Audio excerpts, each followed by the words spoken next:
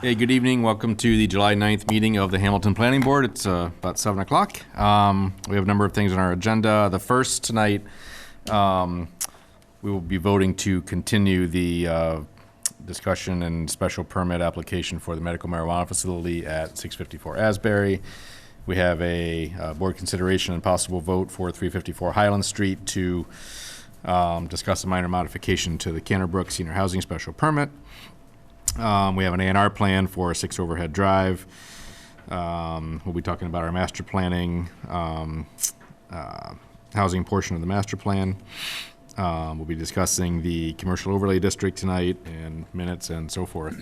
So I know, Jill, you have to get out of here soon, so I'll take you first, and then we'll vote on the continuing the medical marijuana facility. I appreciate that very much. Sure. Good evening, Jill Mann here on behalf of Canterbrook LLC, the owner and developer of the project located at Canterbrook Estates, basically on Highland Street. We're here because we're requesting another partial release of the covenant just to allow construction. Basically, it's because the developer prefers to be able to complete all of the roadway, all of the infrastructure, and then simply post a cash bond at the end to support it. And at this point, it has maybe 30 days worth of work.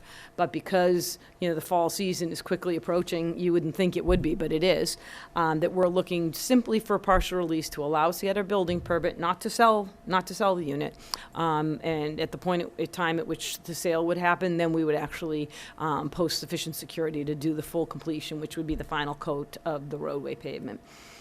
So what we had done is, because it's building 13 and it's a duplex unit, I have to request a release for both of them, because you can't build half the building, you have to build all of the building, which is why. But they've entered into an agreement for the sale of one of those units out in the future. And then just because I think that Patrick thought it would be a good idea to present the board with an update of not only the construction progress, but also of things like the other conditions, you know, the local preference. How did you suit that? Have you started your CR work and all of those things? I'm going to address a couple of them, and then I'm going to ask Mr. Smith, the principal of the developer, to come up and just give you a very broad overview of all the progress. It'll take 5 minutes.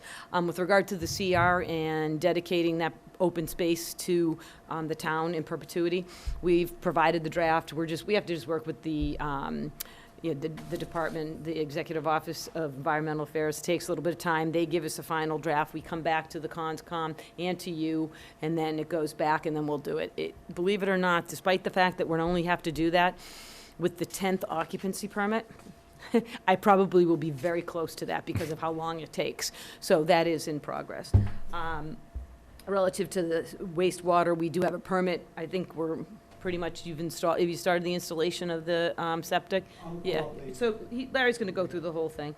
I'm just gonna let him talk about it because he really has the closest touch on the project. And then I can answer any questions if you'd like about the covenant release. Larry, you wanna just?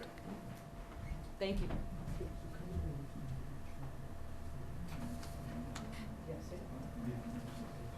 Building 13. Got it. Hello. Thank you for having us tonight. Just to give you a quick overview on where we are with the site work construction and some of the other, Patrick asked for some of the other requirements under the decision. And maybe we first talk about the local preference. We dotted all our I's and crossed all our T's when we first did this. I think it was back in December. We put ads in the local newspapers and everything else that was required, and we did not get one response.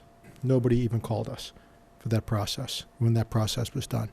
So we believe we complied with that requirement, and there's nothing else really for us to do. I think I should just talk about the overview of the site work. The roadway is in, which means everything below the roadway is in, which is the electric, the forced main, which is the sewer line that goes from the individual units. Drainage, all the drainage is in. Maybe the best thing to do is talk about what's not in. The gas line is not in yet, and that'll be put in, we think, in the next 2 to 3 weeks. The septic system is probably 50% built. That should be done in the next 30 days. And we believe we'll be back to see you in about 60 days, maybe 60-plus days, to talk about the covenant that needs to be lifted so we could actually sell. And the reason we're here tonight, as Jill articulated, is we do have our first sale, which is Unit 20, and a couple from Westford, Mass. That are moving to the area to be closer to their adult children and grandchildren. And we hope to have them come in to reside there for occupancy the first quarter of 2020, which we're on the way to. So we hope to take the decision tonight, if it's acceptable to the board, and run off to the building department in the next 48 hours and get at least a foundation permit so we could start going, because the schedule will be a little tight for us to have somebody living there by March of next year. And then there's another building up that you might have seen, Units 1, 2, and 3. The roof trusses will be on that next week. So if anybody has any questions for me, I'm happy to answer them. Who is the gas supplier? National Grid, That's only one. same as the electric, of course. Any other Great. questions? Is there a gas line into the site? There's a gas line on Asbury Road, Right. and we're putting a gas line in through the, And from, to attach? yes, on? it's actually going to be below the sidewalk. When we come back to see you, we believe the only things that's not going to be done, 60 days, is the binder and the sidewalk. Everything else that it's a requirement of the covenant, we believe is going to be done. That's our goal at this point. Great. Okay. Great, Thank you. So what procedurally do we have to, I think last time you had something written that we. I do. So procedurally, all we do is take a vote to partially release for the sole purpose of allowing a building permit to be issued and construction to begin, with the acknowledgement from the developer that there is no ability to sell. The covenant still resides on the unit for those purposes. And as Mr. Smith said, we will be back to you. My guess is 60 to 90 days. If, the developer says 65, 75 to 90. Right, Larry? So we'll be back then, and at that point, we would request the full release. As he had mentioned earlier, the building that is up is that model unit. So what we were granted for that is also a construction release, but again, that cannot be sold until and unless we get a full release from you. So that's what this particular document is. So the request this evening would be that the board make a motion to allow a partial release of Building 13, Units 19 and 20, for the sole purpose of construction. Just a quick question, Jill. Yes, Understand why 19 and 20, because you've got a buyer for 20? yes. So why 13?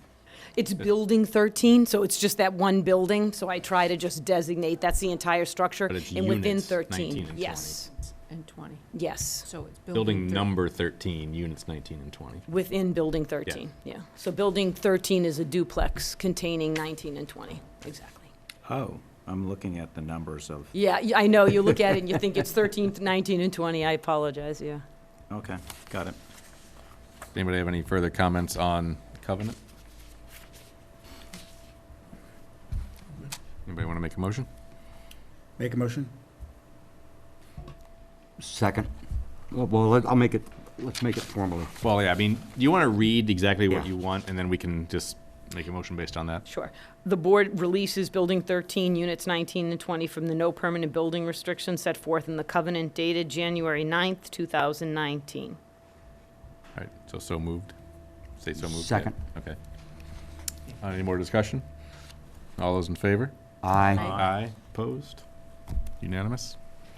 And I would just actually give it to the chair first for execution, and then if the rest of the board can sign, what I'll do then is notarize it tomorrow, record it, and then send the recorded instrument back to Mr. Record.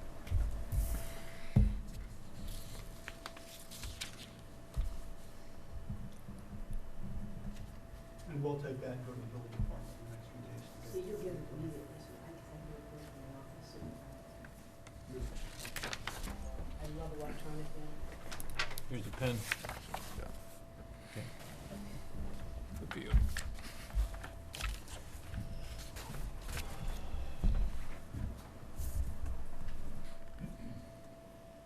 She's got his, under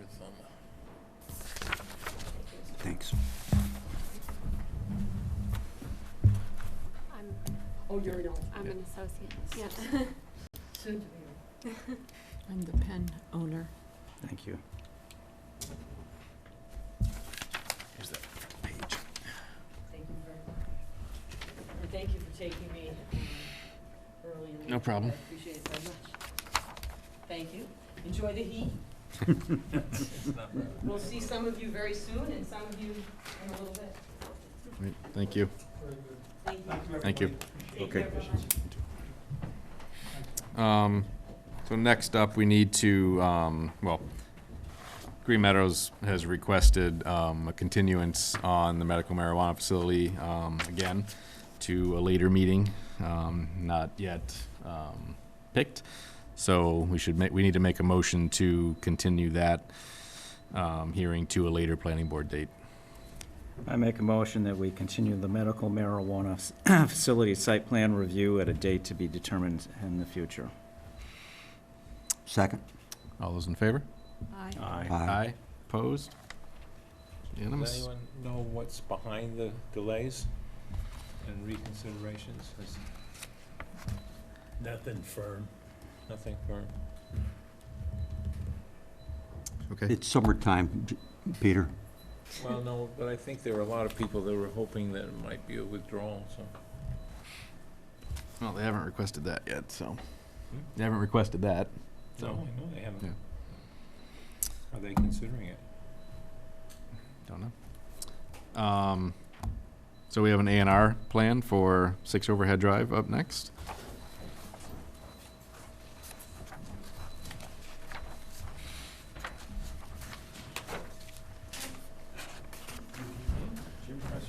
Jim?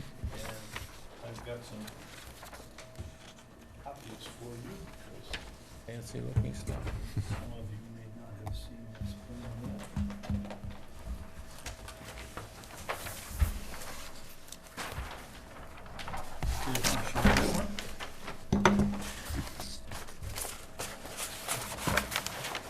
You're gonna look at your computer and look at this.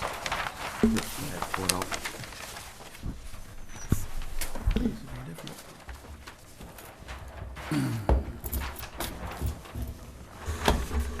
This is bigger. I can see this one. If you could, yeah, it's just for the TV broadcast. Yeah, I'm trying to figure out what was Walnut Bay Road. Road. Here's Myopia. Walnut. Yeah, so So it's for the off record, one. James Kresser, I'm an attorney in Hamilton representing the Hogan family. And what the Hogans would like to do with their property is transfer what shows on your plan as Lot 4B from what is presently Lot 4 to what is presently Lot 1, which are now designated 4A and 1A on this Form A plan. And the reason's pretty simple. Some of you I know are familiar with the Hogan property. One of the few families that can say they get to look down on Myopia Hunt Club. The Hogan property has been in their family for many, many years. Mom and Dad, who owned Lot 4, have both passed away. That house is on the market, and 3 of the other Hogan children own 1, 2, and 3. The only reason for this lot line adjustment is because the existing driveway, which runs right in front of Lot 4, the main house, is not really appropriate for a third-party buyer. So they've relocated the driveway, as you can see, inside Lot 4B. It actually provides much better access to the other 3 properties. And Lot 4A will no longer have any of those 3 lots driving right past the front of their house. That's really the gist of the reasoning behind it. Yep. It doesn't affect area setbacks, nothing at all. There is a prior Form A you're probably aware of that is on record already for this property. And this seemed like a sensible approach to dealing with the fact that the main house is now going to be sold. You can divide this land any way you want, but none of these lots seem to have any frontage. They don't. Yeah. They don't. They have no frontage at all. They've never had any frontage, Right. and their access comes from an easement on Walnut Road that runs. That's not frontage, that's access. Correct. Yeah, So they're not buildable lots. well, the houses are there. There's no more buildable lots Right. that can be created there. Okay. And this was actually done pursuant to a zoning change a bunch of years ago that I don't think is even on the books any longer. But what you see is what you get, and the only, as I said, the only thing we're looking to do is adjust that lot line because it makes sense to do it. But the access, I can, Well, I understand where the access, yeah, practical access comes from, but none of these lots would be conforming today. correct. Right. Which is really With not. respect to front. But it doesn't matter. Situation. Doesn't matter with an A and R. House right? on them. It's all But existing even property. when you do an A and R, you don't have to have it be a buildable lot. Typically, there's a note. If it's not buildable, it'll say so. Right, And just because you do an A and R lot doesn't mean it's buildable. right. So having anticipated that type of question, there's the existing driveway off of Walnut. This is Hogan's property. Right. This is Chapman now. This property, Putting in also this comes and off this taking out driveway. this. Yeah. the Tamboni property is here and comes directly off Walnut. And this may be, this is your assessor's map from 1910 that shows the driveway to the 4 Hogan houses. And Right. this was actually the original back entrance to Myopia. Yep. God knows. But this lot doesn't come down to Walnut Street? No, it doesn't. Right. Never, And, never. did. and none of those other lots do? Right. Okay, okay. And this is. That's fine, that's fine. Yeah, Okay, There's so no- where's the there's new no one? Which is the new one now? this one. This one? Yeah. Okay. This piece So here when- is going from this lot to this lot. Okay. So that the driveway is no longer on that Right. property. So like- this is it comes in, this is the existing, and it's not gonna go this way. Right. Okay, got it. Just out of curiosity, when were the other 3 houses built? I mean, this one was 1910 or something, or early 1900s, but I was just curious. This is 1910. 1, 2, Two. 3, 4 houses were there. Oh. We went through this when the first A&R was done because we had to have Ah. proof that all those dwellings Ah. existed at the Okay, time. okay. Interesting, all right. And as Even though far- they did exist. Yeah, but I'm we had being to prove facetious, that they- yeah, we right, had to yeah. verify that they were Yeah. there for whatever it's worth. In 1856, that identical driveway was there to the woman's estate that is now Myopia. Yeah. Boyden, I want to say. This was her farm. So, that's my story. Well, I mean, in that case, it could have been a way that was in existence before, It was. yeah, so that's probably how it happened. That's probably how, at least some of it happened, yeah. But the reason we did what we did the first time was because, as you said, getting an A and R sign, because there's existing dwellings on each of the 4 lots, doesn't get us any zoning relief, Right, right? right. So that's what we had to cope with. Any other questions? Everybody good? Okay. Anybody want to make a motion? I move that we approve the A&R, approval not required for the property at Overhead Drive as requested. Is there a second? Second. Any more discussion? All those in favor? Aye. Aye, opposed? How many do we have to sign? What's that? How many of these do we have to At sign? I mean, least definitely that one, and then, yeah. That you have one. the official magic flare. We'll do that one. Very Is this one, This one needs signatures on it. That's the Mylar We need to- You will probably want to have 2 signed copies, Patrick, and so if I could just have one, if you don't mind signing a third Yep. one, I'll take a copy with me and the Mylar to record. Go ahead. Go above that.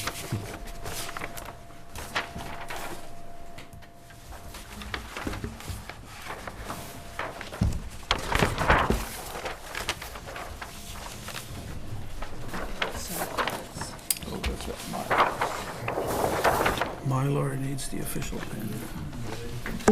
When you get that Yes, I'm but just trying to understand it. I assume that this is better.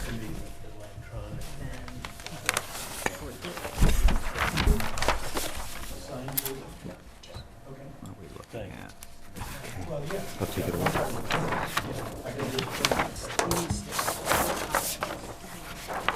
Units and the 2 family. Wanna try one of these? It's on that. Nope. Different. Can I borrow your pen?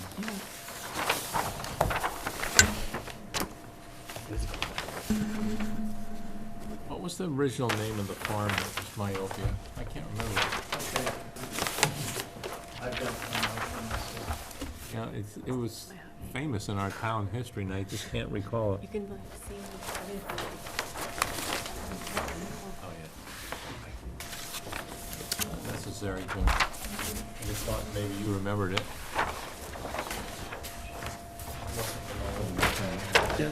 Right. You've only signed one.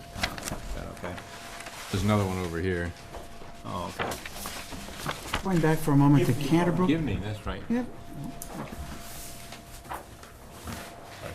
You have another one for us? Price Yeah. point for those units. It's funny, they, I just saw them online today, a couple of them. What do they want? And depending, it ranged from, what was it? 6 something to just under 8. Oh, okay, so we're around Patton Ridge, Yeah, Yeah. basically. but no local preference takers. We tried very hard. But the state had a reason. What was the reason the state had Thank you all. What's that? Thank you. Thank you. I have, for the local that is- preference? That something that, Well, we They couldn't said- do the affordable units there. yeah, well, But he's talking just solely local preference. yeah. Okay, moving on.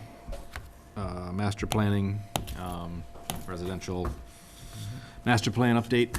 Patrick, you wanna bring us up to date? I haven't been working on that at all, not since our telephone conversation. I got nothing. Yeah, we had a phone call with them, what was that, a week or 2 ago? Just to briefly review the fiscal impact analysis. You sent that around, right? Yes, Yeah, I you did. Yeah. That was more or less what the call was, and nothing major came out of the call that I remember.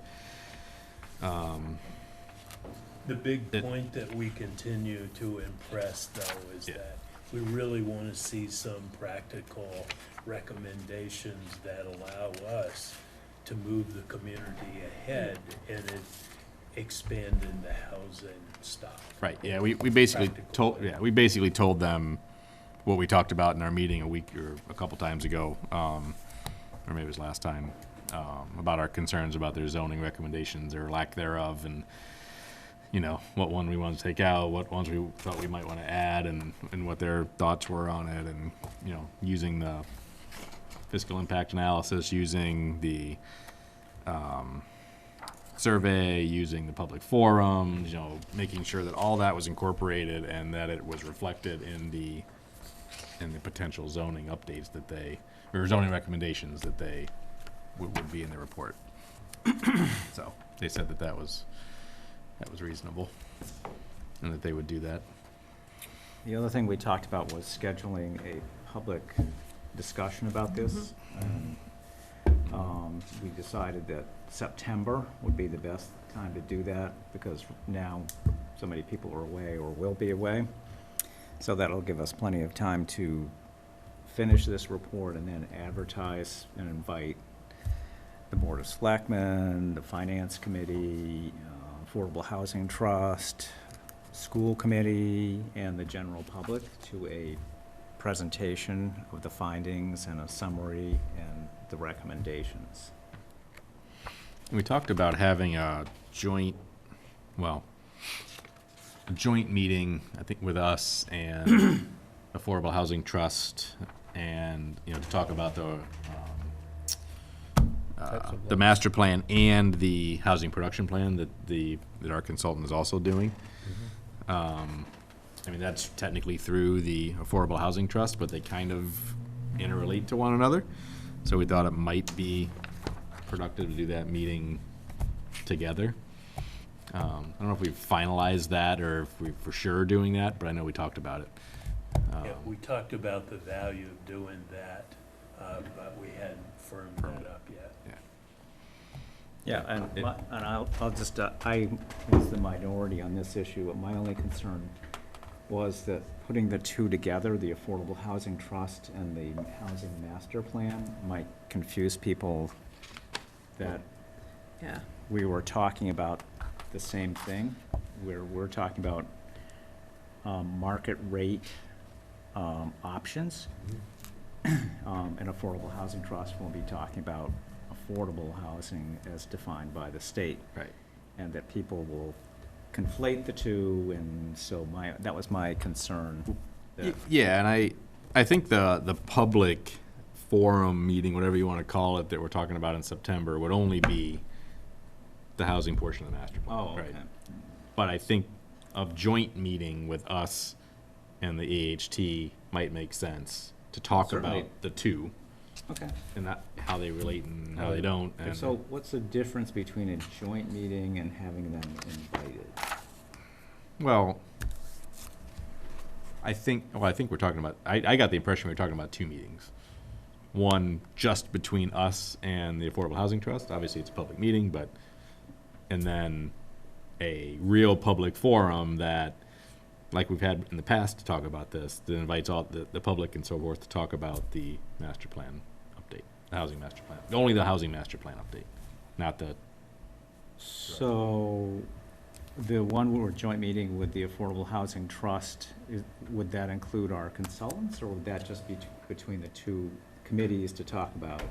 Because I don't think we have two meetings in our budget. well, for the I don't know consult- about the HPP though, if they have a meeting They for do that, have a meeting in their budget, for the production plan. yeah. So that, in theory, Could would be with the planning board? Correct. Oh. Well, It- it'd be it- with the trust, but the planning board would be invited to that. Okay. That's the joint meeting you're talking about? I think it could be. Okay. Because, I mean, as we've seen, the two play off of one another. Well, they're a So- different side of Yeah. the same coin. Right. My only concern was that Mhm. if People we had confuse it. the master plan public meeting, and you've clarified that it's not a presentation of the housing production plan, that allays my concerns, because if both of those are going on, it's going to be No. too much information. No. And people are going to think we're talking about the same thing. No, I agreed on that, yeah. Okay. Anything else Now, I on have a that? comment Yeah. about one of the conclusions that was reached in this. In both the first and the third examples, they added 9 children because of the population increase, and they divided, to keep the impact at a minimum, they divided the 9 children into 3 grades and assumed the schools would have to hire an additional classroom teacher to accommodate the new students. There's no way that would happen. I think that was kind of a worst case. We didn't get into it on the call, but that was Trying kind to of. be very conservative. Yeah. But No, it no, the numbers don't You're even right. work. It would be very tough to have that happen. The but- finance committee actually worked up a marginal cost estimate Yeah. for the school system as a whole, and it was $8,000. So 8 times 9 is 70, it's pretty close number to this. Where I would have a problem, I think, is on the 2-family homes. So there they had 1 student, but 4 students, but the cost per student was only $4,900. So that to me is a low ball estimate. It might be, you could build 1 or 2 duplexes and have that impact, but if you started to put duplexes into the town, the impact would be much larger than that. Per capita. If the FinCom's numbers are correct, which I would like to see before I would say yes that they're correct, because the marginal cost of students is really a lot lower than a lot of people think.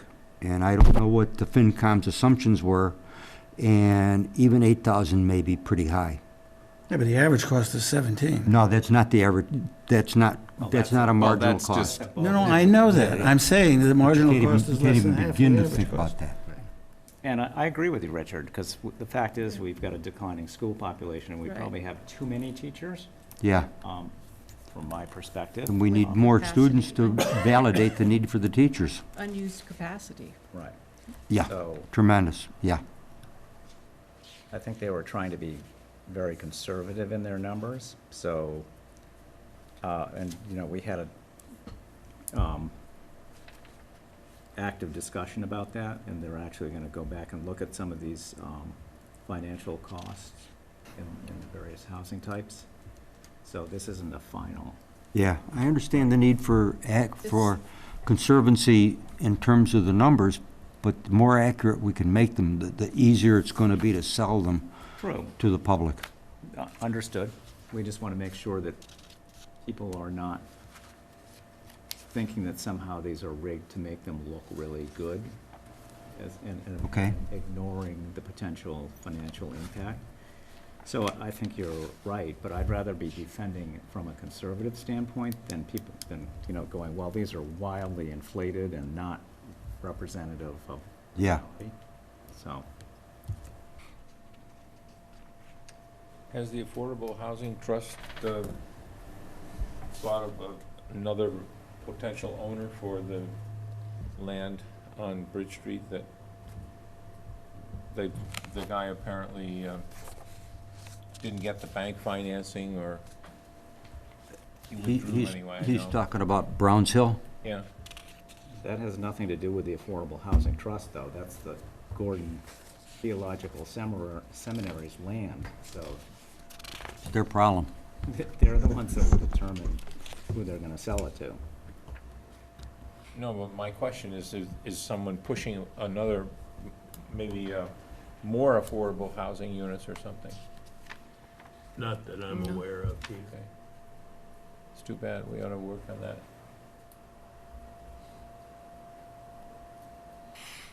Anything else on master plan? Nope. Nope. Okay. Okay, Patrick, this is your thing, commercial overlay district. Right.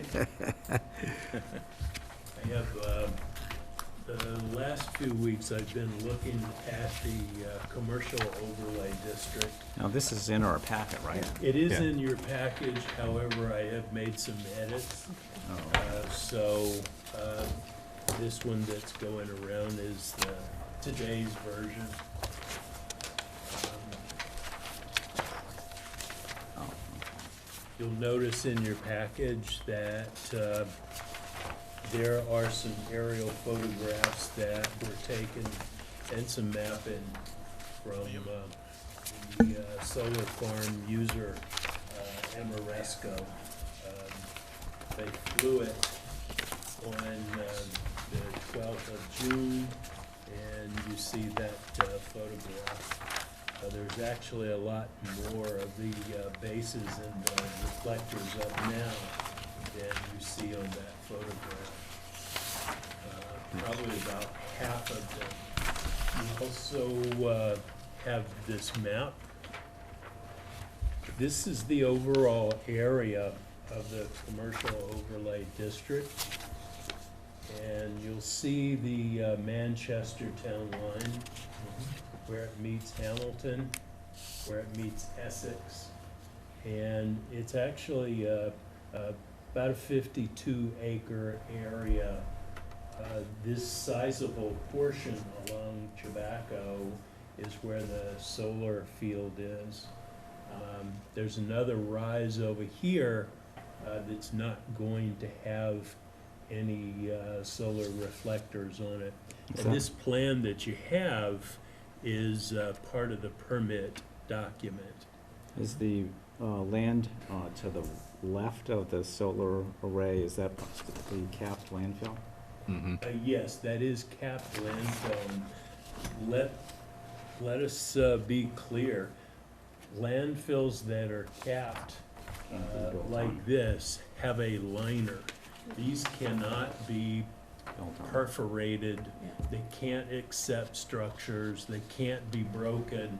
And that's exactly why you find uses like golf courses and these ballast mounted solar reflectors like will be taking place there, so they don't perforate that liner, because there's a lot of chemicals in there that you don't want getting out. Patrick, to be clear, where is point to me which part where the capping is, please? All of this area. All that area. And then you'll also see this crown Yes? right here. That's another area that was capped as well. The other shaded area right here, shaded area down here, that's all in the flood zone. Okay. You'll also notice there's a pond right here. This area that you see in this blank, there's a fair amount of water down there. To my knowledge, it's not been flagged, but if there is buildable, workable land, it's somewhere in there. One of the things that every year I'm asked, if you had an ask for the planning board or your department, what would you ask for to help you do things better? And I consistently tell them, I'd love to have $20,000 to $50,000 worth of consultancy fees to allow, or funds to allow us to hire consultants to do work that, you don't always anticipate. I'd love for us to have a complete understanding as to what is buildable out here and what isn't. In my opinion, very little of it is, but until we have that certainty, I suspect that a lot of folks are gonna continue to want to see development take place in that area. But I'm of the opinion, based on what I've seen, my trips out there, walking around with DEP staff, walking around with Amoresco staff, that there's not very much utility out there. There's a lot of slope. Again, there's a lot of water areas. There's also, one of the important things I wanted to show you too is a map that the state prepares, the Massachusetts Department of Fish and Wildlife, and they illustrate the areas where they know there's confirmed habitat that needs to be protected. Much of that area is in that map. I'll show it to you.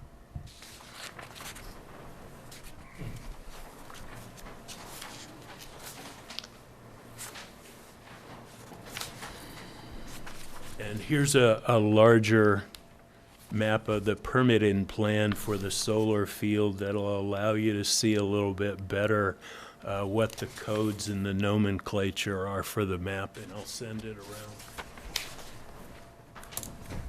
Who was going to be the developer of the solar? Amoresco. Amoresco.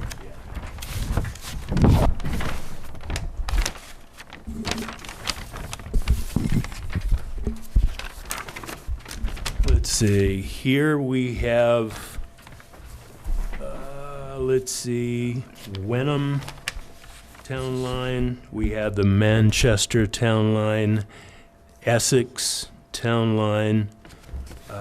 This is Tobacco Road right here Let's go over there. that goes up to the lake. You'll notice this area right here, which encompasses a lot of this where those three communities come together, is actually shaded, and that's priority habitat of rare species. Where's the capped landfill on that map? That is, you can actually see those right there. Okay, got it. So most of this is. What's, this looks like the same color as that. Yeah, Why? that's in Manchester. Okay, I'm- that's their dump, their old Yeah. dump. And this is the capped area right there. right? Yeah, there, and then there's that There's the little other one one, that's yep. left. Yeah. Okay. And, I was pointing out this white area that's, we really don't have much information on. However, it appears to me that it's almost exclusively in this habitat area that that's nigh impossible to get the state to lift that. Well, the big problem there is access too, even if you could get Yeah. to, Isn't there a gravel road that goes down to 128 interchange? There's a well, Tobacco in that Road site. is right here. Parts of it are gravel. Then there's a gravel lane that goes into the property itself. But I did ask the police chief, for suggestions. He says as long as that remains an area that's used by the gun club and the solar farm, he would suggest that it continue to have controlled access, Meaning limited. meaning limited to nobody else, Okay. effectively. I looking back on it, and this zoning took place 10 years ago. I think that it was a hopeful look at what the town considered to be a real opportunity for economic development. But unfortunately, they didn't look at the science of the land. Yeah. And, I provided in the package there a booklet from DEP regarding their stipulations about that landfill, and you can't really do anything with it. I was on the landfill committee a long time ago, and I might be wrong, it's been a long time, but aren't there a couple different ways to cap landfills that you potentially can build on them if it's done a certain way? It's obviously a much more expensive way. too late now. Well, obviously, yes, that's my point, but, Yeah. I You know, think that was one of the. there are landfills across Yeah. the country that have been built upon, but About the intersection of Route 1 and 128. Yeah. All those apartment buildings. Mhm. There's like 500 units there. That's a landfill. Jordan's front if Sure. you pull the soil and the material out, take it to Maine or Great Barrington or wherever, you're fine. But you got to pay for the transportation costs. That's really the increment that you have to deal with. I remember that business of way back when, and oh man, the thought was we could put some light industry in there and all kinds of things, and it was going to be a godsend. It would have had we had, let's say, 50 acres of buildable land. Yeah. Out of that 52 acres, you might have 5 tops. Yeah. In my estimation, you're lucky if you've got that. And you'll notice out there, you'll notice on these maps too, look at the slopes here. Oh, yeah. It's just monumentally unbuildable. People think that the Gordon Conrail site is, Steep, steeper? yeah, this is way steeper. And this isn't 5 acres here, not quite. But based on the scale, looks like about 3. Yeah, that's on the opposite side of Of the road. Right. So it's it's not part of town ownership. Town ownership is basically from here to the road to down to here and then up. Up like that, oh, over. okay, okay. This is going to be, it's already leased to National Grid. They're going to have a very small substation located there so they can take the power that's generated and then put it into their system. Who owns this land? We don't know. Yeah, I don't know. So Gordon is talking to Manchester about developing their land right there. So is there any land on the Hamilton side that is developable right next to Gordon's property? Is that where you said the substation was going to be? All of this. Right That's there. Gordon. That's It's all Yeah, wet. Right. yeah, sort of semi. right here, Yeah, right there. yeah. Yeah, I heard it was.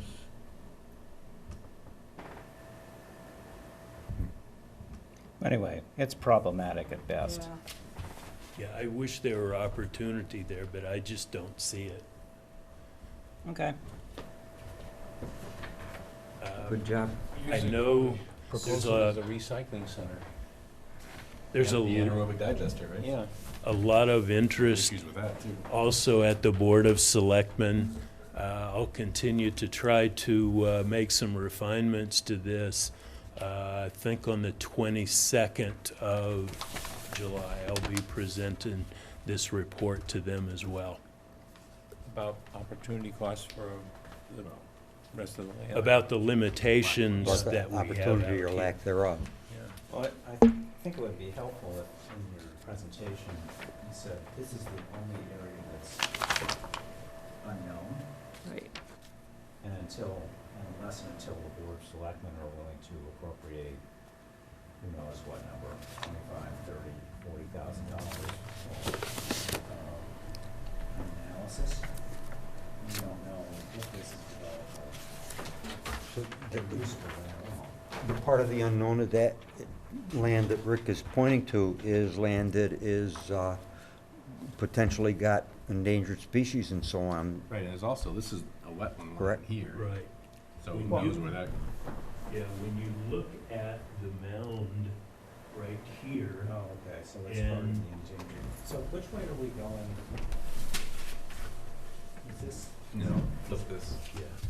I'm sorry, Bill. It's okay. So you're, There's the boundary, you see that follows, Where's this? right, yeah, right? so actually, And I'm then sorry, cross. it's like this. It's like, yes, so this, That's this north line and here south. is the Essex line Got it. Is this the area? there. Right here, no, that's your Manchester line right here. Oh, That's your Essex line, so it's So this it's corner. this- I'm looking for this. Right, it's right here. All right, so it's Here's the pond.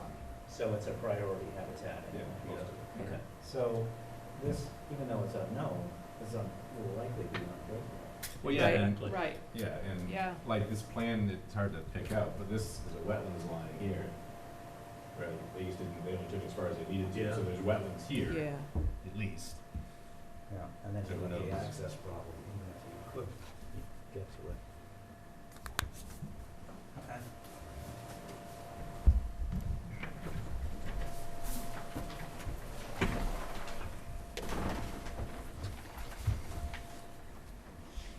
You done with this?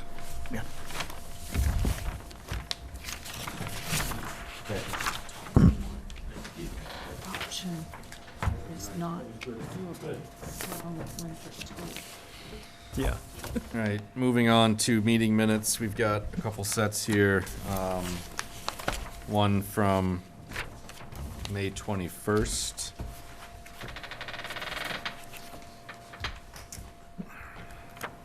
Only a limited number of us Not here. there.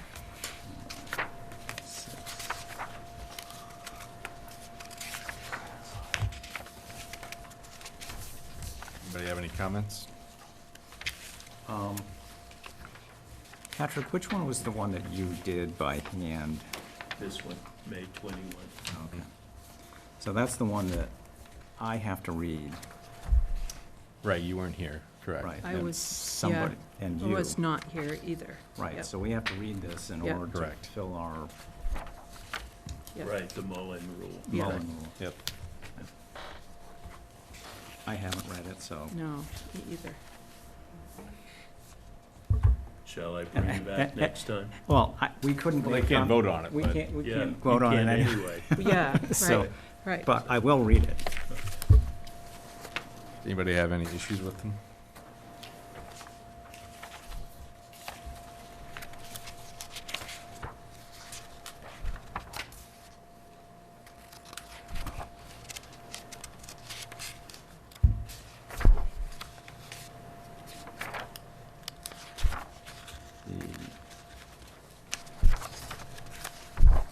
June 18th, I'm fine with.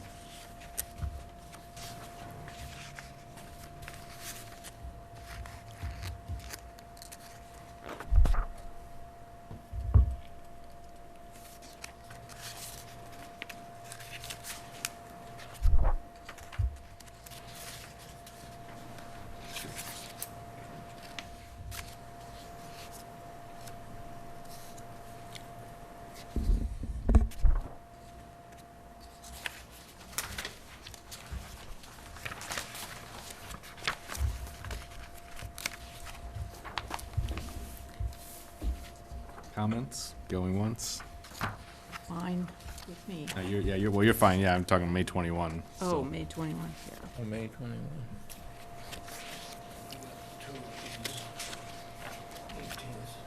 I wasn't there.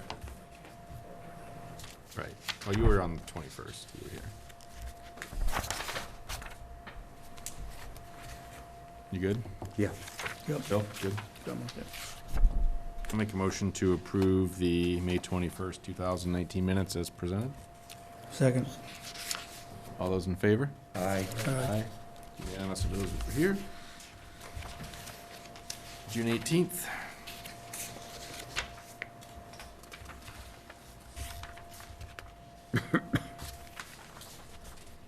That was the quick meeting.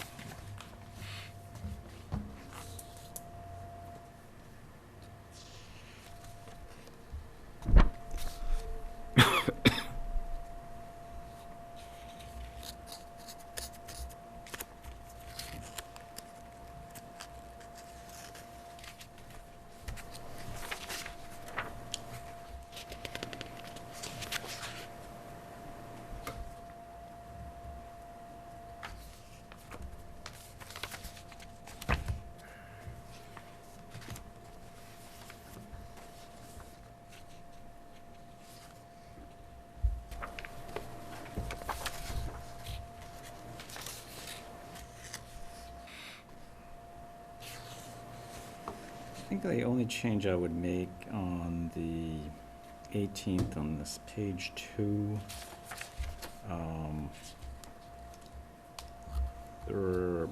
it's really the third full paragraph. Open space farmland protection development. It's actually open space farmland, what the hell is it? Preservation. Preservation development, so that needs to be corrected. Then it goes, Rick Mitchell wanted to increase the density bonuses to attract cluster housing, which would pave the way for cottage housing. Not sure that's what I said, but Right. what I meant was that increase the density bonuses to attract cluster housing, which could then open the door for consideration of cottage housing.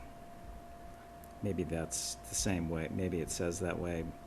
This sort of says like, assume, well, we do cluster housing, then we're gonna have cottage housing. Right, it was more about people then seeing it Right, and then being more open to cottage housing because they've seen it. right.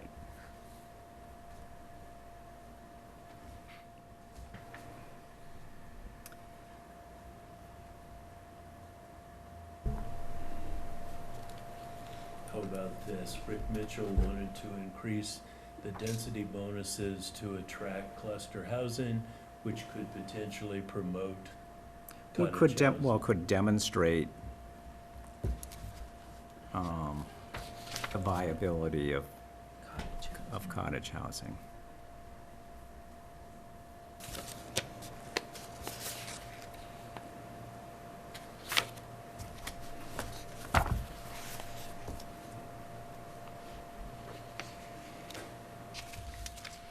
Anything else?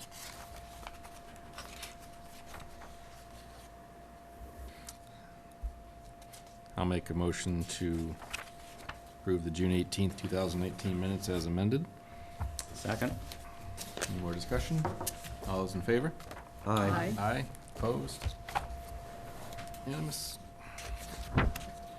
Any other board business anybody has to bring up? Any other committee business? Hearing none. I make a motion, we adjourn? Second? All those in favor? Aye. Wow. It's amazing what a continuance does. When was the last time?